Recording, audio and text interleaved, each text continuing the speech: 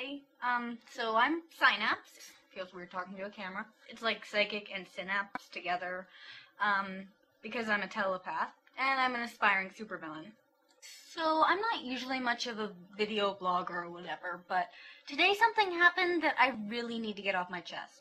So I signed up for this dating website thing, just to streamline the process, and for supervillains, and I received a lot of weird messages, but then I got this pretty nice, straightforward one from this guy, Scrony Deuce. Yeah, I can't imagine what high school was like for him. So nice message, will you meet me at a coffee shop, that stuff, and I thought, well, he seems nice, so sure. I didn't bother to check his profile first. Big mistake.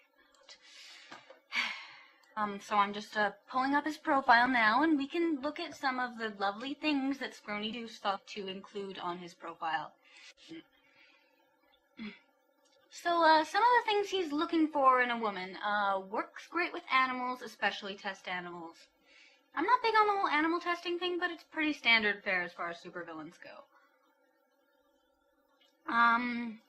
Can keep a calm demeanor around blood and corpses, once again, standard fare. Won't make fun of my name. Scrawny Deuce, yeah, I'm not surprised.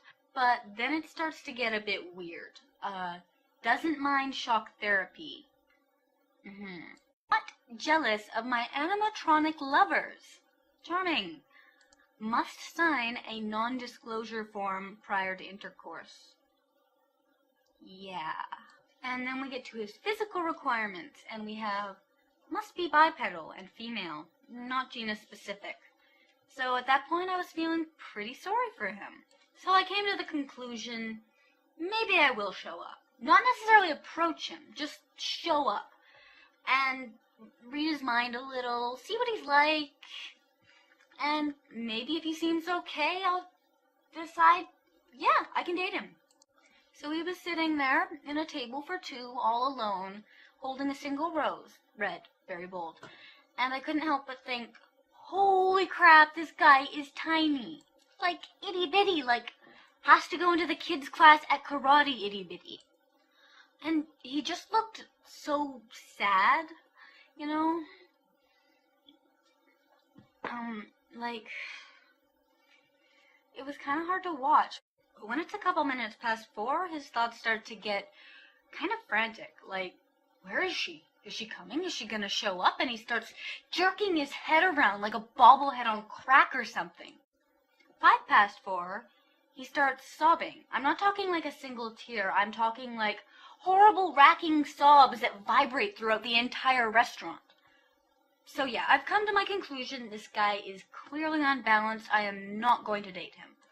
But despite this, I decided maybe I'd stay a little longer, see how crazy he got.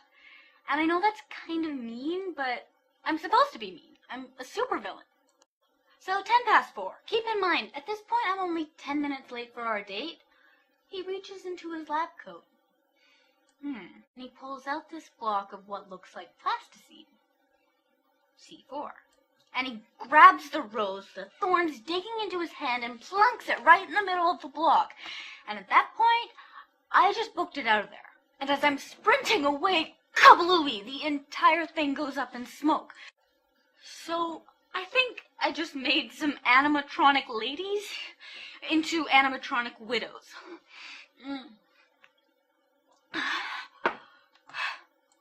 And I'm not supposed to feel bad about this.